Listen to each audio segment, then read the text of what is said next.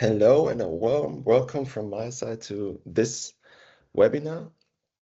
Today we have the pleasure to welcome Thomas Stöggl from Red Bull APC.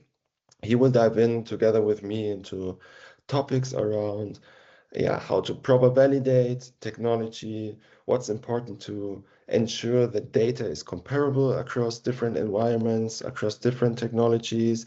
We will also do a deep dive into the topics around diagnostics and assessments. And then at the end, we will go a bit more into details in terms of the future of performance tracking. Before we welcome Tom, I would like to give you a brief introduction to myself and give you a brief introduction to KINEXON Sports.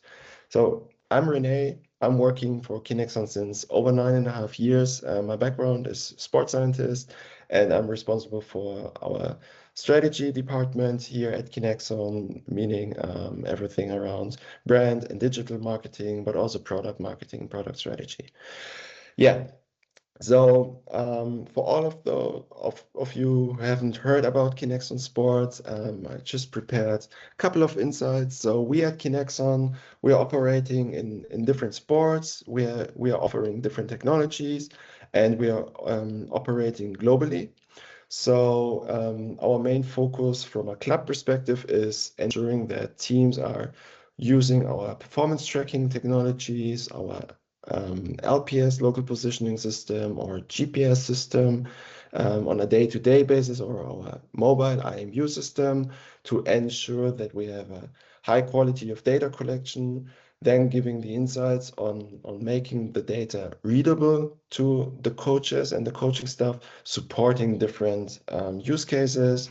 Starts with return to play, so knowing where the player is coming from, to bringing back to his 100%, using the data to benchmark and to make it comparable across different youth ages, but also supporting everything around injury prevention. So really understanding, are the player running into overload situations? Are they underloaded? Are they reaching constantly their maximum speed or acceleration values? So supporting the club business from that perspective. On the other side, we are also operating in the league business. So we have a long-standing contract with the Handball Bundesliga, for instance, where we are offering the connected ball technology as well as an add-on. You might have seen us during tournaments, big tournaments on the soccer stage, where we are supporting the officiating use case. So we are global brands. We are trying to operate in different or support different use cases. And the main reason why we are also now talking to Tom is that we see a huge differentiator from us in making data comparable, making or processing data from different technologies, not only our technologies, but also integrating competitors, integrating optical tracking data, and ensuring that you have a consistent database which you can compare, so that you always understand how your players are working, how you can compare yourself to an opponent, for instance, or benchmark the whole team against the whole league. So that's super important. And by having said that and giving you a brief introduction to who we are and what we are doing, I'm now happy to kick off our webinar. All right, perfect. That was a short introduction about KINEXON Sports and the different technologies we have and how we operate in the sports world. Now I have the pleasure to welcome Thomas Stöggl to the rest of this webinar. Tom, it's really cool to have you on board for this series, and it would be great if you can make a short introduction to yourself. Perfect. Thanks, René. Yeah, Thomas Stöggl. So I work for the Red Bull APC for about 6 years. So my main role is take care about all the innovation, science, and R&D projects. So my title is Head of Global Performance Innovation, which embraces both APCs in LA and in Thalgau. So I'm mainly situated in Thalgau, but also all other sports which are engaged with Red Bull. So it's about 250 different sports with almost 850 individual athletes, which are supported by Red Bull, and then also all the team athletes in addition to it. So quite a big amount of athletes and big diversity, big challenges, many ideas, questions, and many of those are landing on my table, and then to take care on how to handle those best and give quick answers. Oh yeah, I can imagine that, especially if we talk, I would say, if we talk about soccer, that's a very special case that I think they always want to be treated as a first priority. So yeah, I would say we're in the same club hereby. All right, maybe for the audience, so how we will, yeah, go through this webinar now is that we have come up with 4 different blocks.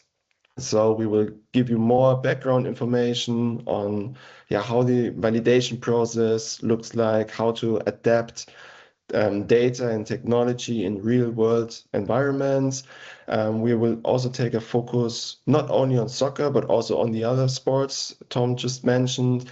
And at the end, we will take a look into the future, what's up next, and what's currently missing, what challenges do we need to overcome. So it will be a mix on giving you information about how to validate technologies, how to implement it into day-to-day usage, but also how to adapt it into other sports and what's important for that. Let's dive into our first topic. I think, as always, we should kick it off with how everything started. So as you mentioned, you're now 6 years with Red Bull APC. I can remember that I think it was early stages of your beginnings that we already met up with each other, because it was back in the days when we were starting discussions with Red Bull Soccer on how to implement our technology. And from your perspective, as you were then involved in all the topics also around validation, how did you validate KINEXON's technologies back in the day, or in general performance tracking technologies, and what were your goals at that time? Yeah, exactly. Yeah, thinking back quite some years. So, so I have quite a strong background from biomechanics, because I was also a university professor in the field of biomechanics and training science. I was quite involved in different types of LPM, LPS, GNSS, in team sports, but also a lot in individual sports like cross-country skiing. So I had some really good cooperation partners with really high-end GPS and GNSS. And that's where I started a little bit, because there was also needed to be the decision with which company will it be continued, and also then to for sure, okay, how can this transfer happen? How good, for instance, KINEXON? And this was the basic question. So we started with doing validation also with other providers, just to see where we are at when it comes to extracted main KPIs, which are relevant for team sport, but also to check the accuracy in general. So how good is the position in space, to really go a little bit into depth, but also ending with filter routines. So for instance, some providers just take the highest value of something, and that's the gold standard, but in many cases this can be an artifact or just noise. So it's a big challenge to be clean here, because that's the most highest relevance in this field. So comparison between systems, but also using simple timing gates, just to be sure, okay, if you do a sprint, how is the speed, the mean speed, the cover distance, but also using 3D kinematics in some ways. So these were more the complex things to get really in a very accurate space to see, okay, how good does KINEXON perform. So at the beginning with LPM, but later on then the GNSS system came. So where we had the same challenge, okay, there was already a GPS system from KINEXON, but then some new technologies came, which were way better, and there it also needed to be decided which to pick, and which GPS, GNSS system, but also how this interacts with LPM, because that's also a challenge. For instance, if you have different systems and you put all of this into the same database, you need to be really sure that the KPIs, the numbers that are presented, are somehow consistent. So if this is highly depending on which system you use, then you get really not great data, and that's something which is the daily challenge, and where we need to get better, and where there was the strive, the idea, the push from both Red Bull, but also from KINEXON to be good here and to make the best out of it. Yeah, that's super interesting. I think this approach is, from my perspective, and I'm also now working in this space since a few years, so it's very unique.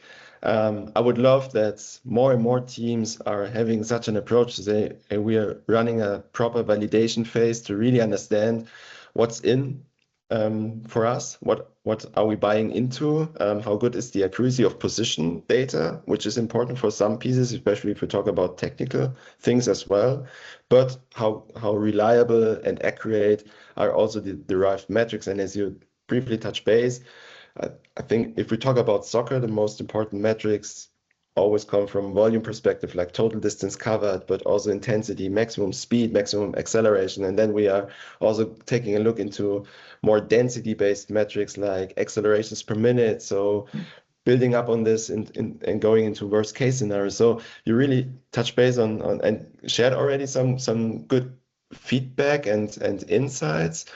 The question for me, and I think it's also interesting for the audience, is from your perspective, apart from reliability, accuracy topics, what stood out for you about the KINEXON approach back in the days?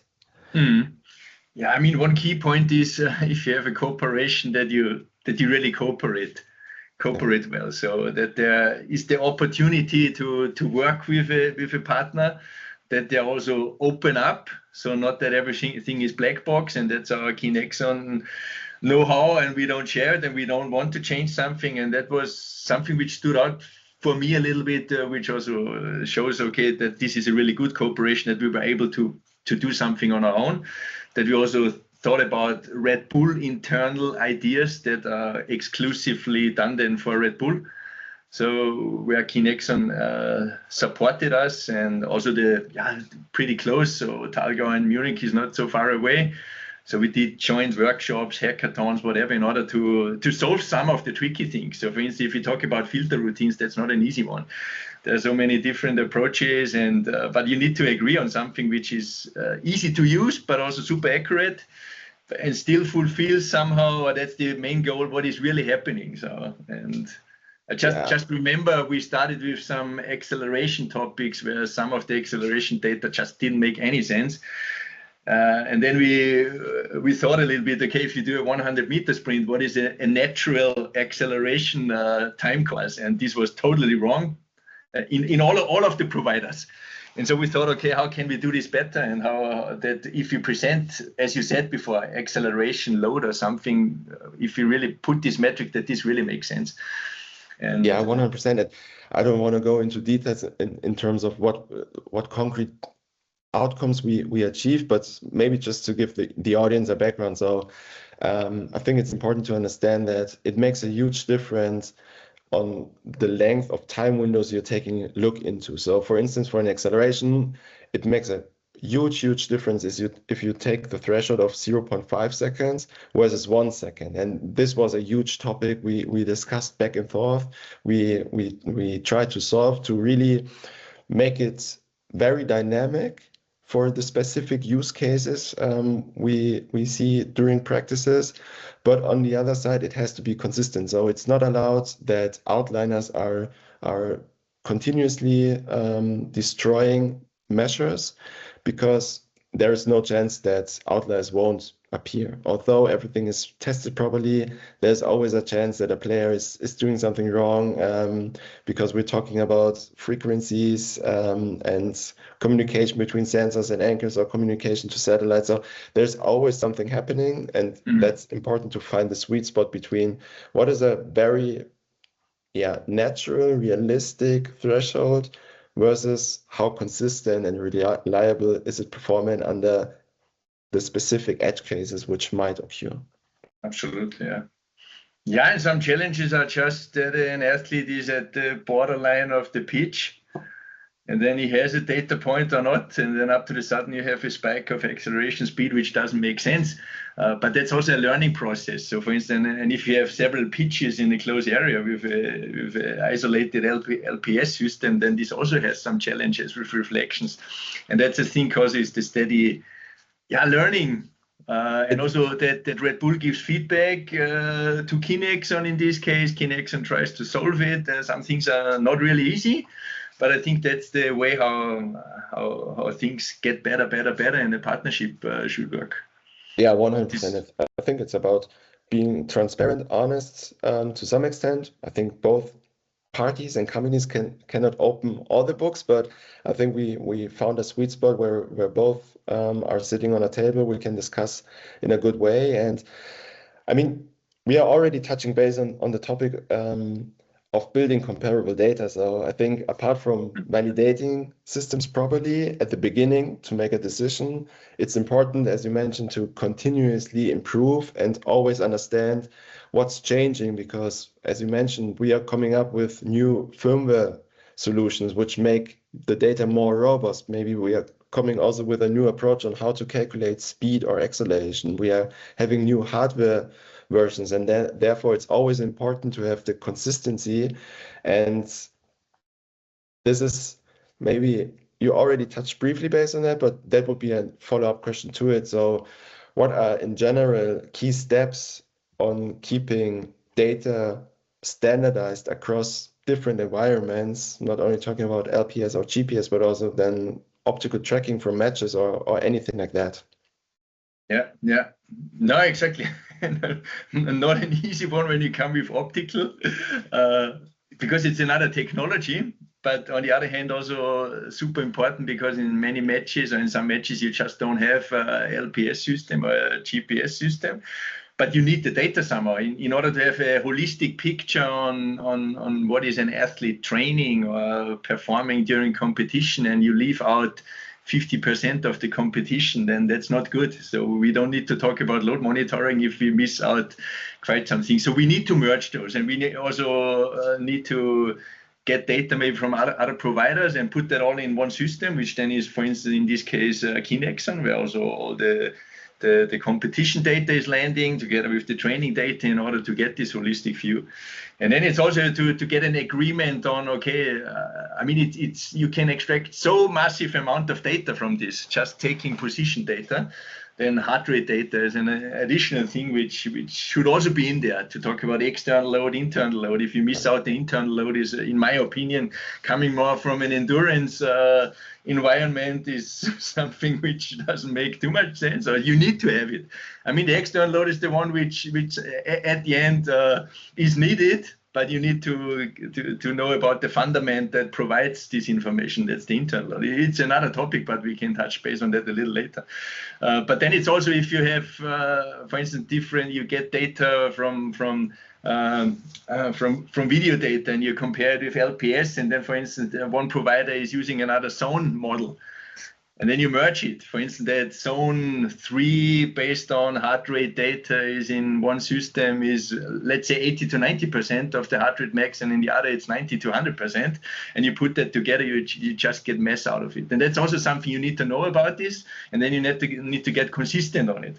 So, and if you, for instance, have one football club with many academies and teams from, let's say, under 14 to the professionals, and they use different zone definitions, maybe you don't know about it, or it was just standard set, and then you make a trend analysis. You historically look back, okay, how did a team develop from 14 year to the professional level, and then you use different zone models, then you get something out, but it just doesn't make sense here. So you also need to take very much care about those things to get good data out what you receive. Yeah, and this is another layer to it. So I think we have, so to say, 3 to 4 layers, I would say. The first one is reliable technology, consistent technology. The second is then reliable, consistent algorithms and filter. Then you have the layer of consistent thresholds, or you need to recalculate the thresholds. Then you have the layer of comparable data by integrating other systems where you know the sample rate is totally different, so you need to align them to have comparable data. And then you have the layer of internal load, and you briefly mentioned it. It's a super important topic also from my perspective, because external load, for sure, you can always work on correlations, but there needs to be some part where you collect internal load as well, because it gives you the more holistic view of a player, and especially if you work on endurance stuff in a break, off season, or maybe additionally, that's the way to measure it. So I think those different layers and approaches need to be coordinated somehow. And I think this is also what you already mentioned, where the critical part lies in, because you also need to buy in somehow from the coaches and from the staff in general, right? So how are you, or what's your feeling also from that perspective? How easy is it to guide people to use new systems or new metrics, like new thresholds? Because I would say people, if they are used to something, it's pretty tough to convince them to use something different. Absolutely, yeah, for sure. Yeah, there also comes maybe these analytical, statistical approaches that you really work with the data and you show what is the difference and put it in numbers, that maybe people, if you're used to a system for ages and then something comes new, that you show them, okay, the value you looked at it all the time is maybe now 3% consistent lower or higher. And also to have the possibility also maybe with KINEXON that you can also, if there's agreement, you can historically update the historic data, so that you say, okay, we defined now a new filter, we defined new thresholds based on, because we want to get better, and now we take all the 5 years earlier and we recalculate it in order to have this consistent pattern again. Because otherwise you would have a jump in the data where, okay, what happened here, if you are no longer aware about that there was a change. And that's also a cooperation topic, that this is possible, for instance, with KINEXON, if needed. If needed, yeah, definitely. So I think that's important for us. And I briefly touched base on that at the beginning when I was highlighting KINEXON Sports a bit. I think we see our strength not only providing and collecting data with our own hardware, but also in processing and being an engine to make other data comparable. So as you mentioned, we can also integrate data from national teams. For instance, when players are going with the national teams coming back, we can integrate them and try to make them more comparable, that it's easier for everyone to understand what happened there. And I think we now, to sum it up, we touch base on a lot of topics in terms of validation, comparison, how to ensure that you're keeping in mind all the different and balance all the different topics, because if you change one thing, you need to adjust the other things as well. My next topic would be more around diagnostics, assessments, because I would say, speaking about the two of us, this is definitely a topic we both like, we both push forward, and it would be super interesting for the audience to hear, how do you think diagnostics and on-pitch diagnostics can evolve? Yeah, exactly. I think this last word, on-pitch diagnostics, is a key word, because I'm involved in a lot of diagnostics in biomechanics, physiology, all kind of things, and most of these things are done in a lab environment, for instance, running on a treadmill, or you have an indoor hall, or you have a timing gate system, stuff like that, which are in many cases super standardized and accurate, but in particular in many sports, it's also the time is so important. So, and in particular in the team sports like soccer, football, you have 25 to 30 people, and in order to do a thorough diagnostics, it takes hours, days to do it for the entire team. So it's super important to, and I see a little bit the future also on that you translate a lot of this to, okay, what is really happening on the pitch, and how can you integrate this in a daily routine without missing out time to train, for instance, because that's also something, okay, you need to use the time which is available to work on the physical, on the sport specific tactics, technique, all these kind of things to have that integrated. So if you have a version that the entire team can do something, let's say in 5 minutes, for instance, if you use your sensors, which every player has on, and you do a sprint where you would need, for instance, 3 hours in a sprint tunnel or something, using timing gates, because there you need to let people run single, and here you can do if needed, one entire team, you just let them sprint and get also the data. If the data is reliable, if the data is valid, and that you really can compare, for instance, this data, for instance, with timing gate. And that's the big challenge. And that's also one example where we recently worked together with KINEXON to facilitate, to really let this happen on the pitch.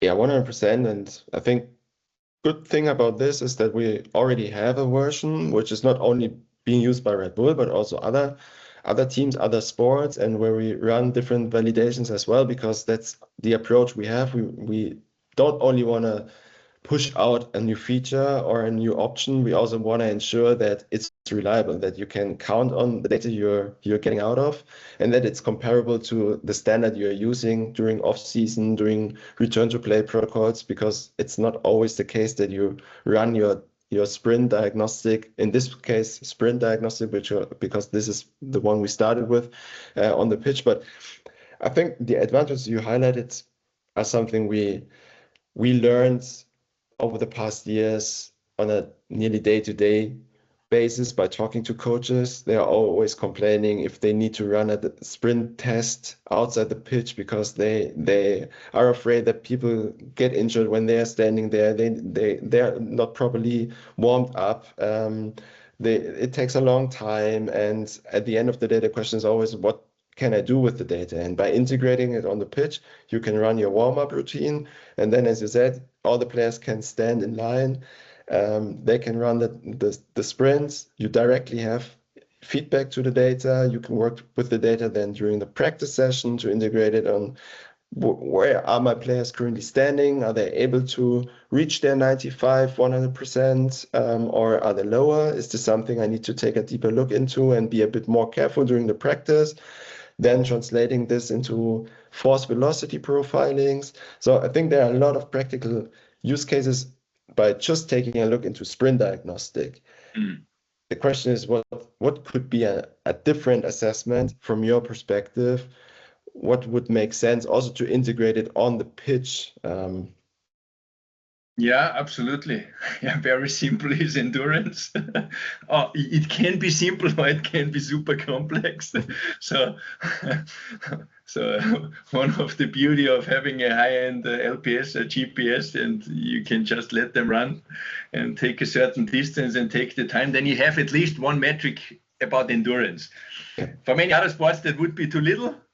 Because you want to get a little bit into deep. So if somebody is not running that far or takes longer for a certain distance, so the why is then sometimes missing. But just to get a quick overview on the overarching endurance performance, this can be enough already.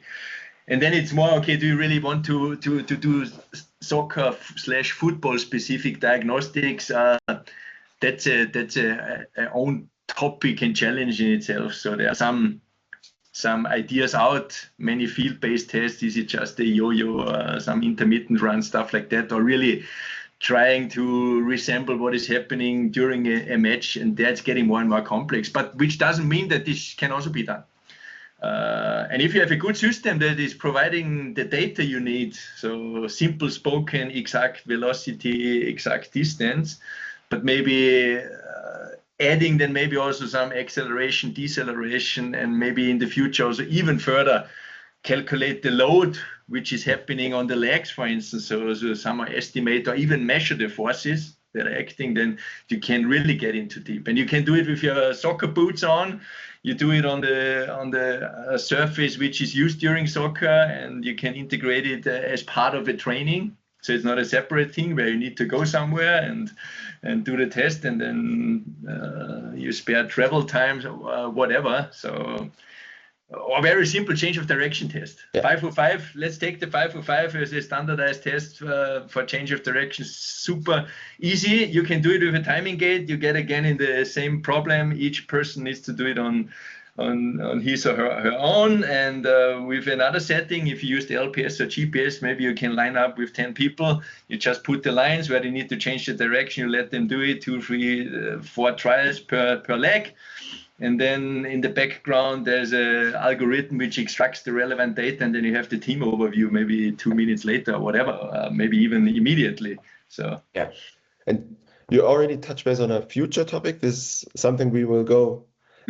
back to in a few minutes, especially what's coming down the road and what's next in terms of also biomechanical data like force deviation from optical tracking, variable tracking, whatsoever. But sticking to the diagnostics piece, 100%. I think again, if we talk about diagnostics, change of direction, it's something, and we should not only focus on soccer in this case, but for instance in hockey, this is one crucial test which we already tested out with teams where we see it's working working perfectly. You have more players in a row, they can do it, and you can then do it in parallel on the hockey rink, and you don't have to spend a whole day by doing your assessment with the players and then building up timing gates and then reshifting them, repositioning them to make your 30-meter sprint, for instance. So that's something which is super interesting.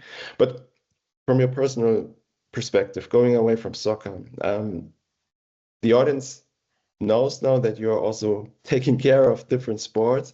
For those sports, we are also here and there integrating technology from KINEXON, but you're also using other technologies. Can you give us also some background on what you're doing there? Why is it crucial also for other sports to have not only internal data, but also external metrics? And what's the vision you have also with the whole APC? Yeah, exactly.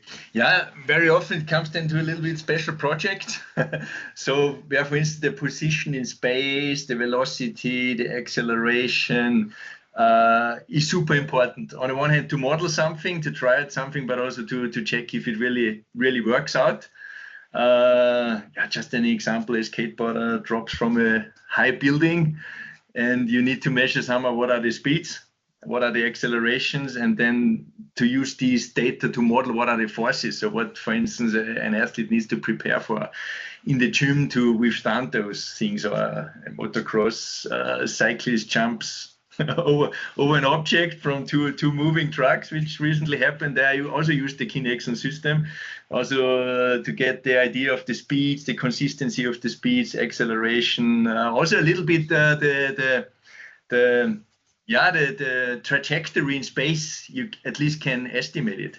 And maybe that's also a point, whenever trajectory is important, I think we need to think about systems like IMUs, which is also integrated, for instance, in the current sensor of KINEXON, where I see some potential for the future. I think it's underused. It can be used more, or should be used more. So because it's measured and on super high accuracy, but you can use it. But that's again an innovation or R&D project where you can get more out of it. And just some examples. So alpine skiing, for instance, when it comes to how a skier is moving through the gates, what is the distance? What is the distance towards the gates? So more simple aspects, but not so easy to measure, can be something where you use, for instance, the mobile version of the KINEXON system, or which we already use in some cases. Yeah, that's also, thank you for sharing those insights. Super interesting, I think, for the audience to hear that it's not limited to a soccer pitch, not limited to a hockey rink or a basketball court, but it's also with the mobile options you have, or also with an LPS, which you can build up in a specific environment. You can use it in different sports, and each sport has specific requirements, that's for sure. But as you mentioned, as long as the basis is consistent and you can get high quality of position data, high quality of speed or acceleration data, then you can always derive the own metrics. And I totally agree with the point of IMU. I think it's super important for most of the sports to get an insight on, because it's kind of a mixture between not only having external load or internal load, it's also giving you insights on body rotation. It will lead to a fact that you can calculate jumps, which we are already doing in basketball, handball, or volleyball, but also in soccer. So I think there are definitely potentials, and this will be part of one of our next workshops we will have.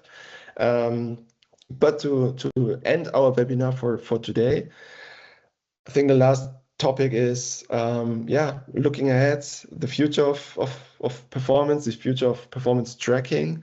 You already mentioned one or two insights which will be crucial in the future, but to sum it up, where do you see the next big evolution in the performance space in general? Yeah, exactly. So maybe this IMU GPS fusion is already one. So this sensor fusion. So I also think about forces acting on the body. So for instance, use force insoles or build an integrated shoe where you measure the forces, which is then communicating with, for instance, a GPS sensor or simple heart rate or other physiological measures that enter in there, which gives you more data, which is great. On the other hand, maybe can also make the challenge even broader and bigger, but also brings in then also this work that needs to be done with the data. And there also artificial intelligence might play or already plays a role in the future, how to handle this big amount of data to make it useful. Because one thing is to measure a lot, but the real important thing is really to extract useful things out of this entire process that helps you to improve the performance of the athletes, to reduce the injury amount of injuries, or to predict injuries, or better to say prevent injuries, but also make sport more enjoyable, stuff like that. So and you talked a little bit about it. So maybe also to fuse optical data to get even further down to what is doing the body. So joint angle, center of mass, movement in space, in addition to what is already done on a more macroscopic level when you talk about position, velocity, acceleration, but also to go into the depth what the body is doing. Yeah, 100%. And I just can underline one point you mentioned, because I think it's super important for our audience here. More metrics don't equal up with better insights. I think it's super important to really understand what moves the needle, what correlates with what, and how can I extract it the best way to really come up and to really work on the topics around injury prevention, having player ready all the time consistently throughout a season. And I think therefore it's important from my perspective that you don't need 100 metrics, although for sure we are also offering 100 metrics, but it's important that you extract your 5 to 10 metrics which are used on a day-to-day basis. And in addition, you need to work on trend analysis, longitudinal analysis, where you need to put in and throw in more metrics. And I think by adding the other components you just mentioned, it will also be the case that maybe you can get rid of total distance at the end of the day, and you can come up with a force-based metric, but this equals up and you understand better the holistic picture of the athlete. And at the end of the day, it's all about the athlete. It also plays a role, from my perspective, on the topics which you mentioned, which we already see in some sports and some regions, that it's shifting more and more in the direction on more individualization, better understanding of how the single athlete is performing. I mean, you're taking care of so many athletes and sports in general, right? You have already sports where the player or the athlete is working for himself, and where you really understand this is exactly the heart rate zones I need. This is how you need to practice tomorrow. This is how you're practicing today. In team sports, we are going more and more in this direction, but it's still the case that you're working as a group most of the time on the pitch, and therefore you need to understand how to balance it out. Fully agree, and then maybe to add for the team sports, but also to consider the individual part of it. So you have the team effort, but then to get maybe quick feedback based on technology. Okay, maybe this person APC needs to do some extra stuff to work on potentials, or maybe the position or the function needs it, and that's also good to provide this data fast. So a little bit of combination what you just mentioned with individual sports and team sports. And so if you have a good system and also good algorithms in the background and models, then maybe you get much better there. That's perfect. And I have nothing to add hereby, because that was a perfect statement to end our session. Yeah, thanks again, Tom, for taking the time to share those super interesting insights. For the audience, thank you for joining in. And if there's any question popping up, or if you have any follow-up topic you would like to discuss, feel free to get in touch with us, and we will see if we can also arrange an introduction to you, Tom. But again, Tom, thank you so much, and it was great talking to you. Yeah. Warmly welcome, René. Thanks for the nice chat, and happy that it went good for this webinar. I hope, and hope the audience likes the content. And yeah, so thank you. Perfect. Thank you, and see you all. Bye. Okay, bye bye.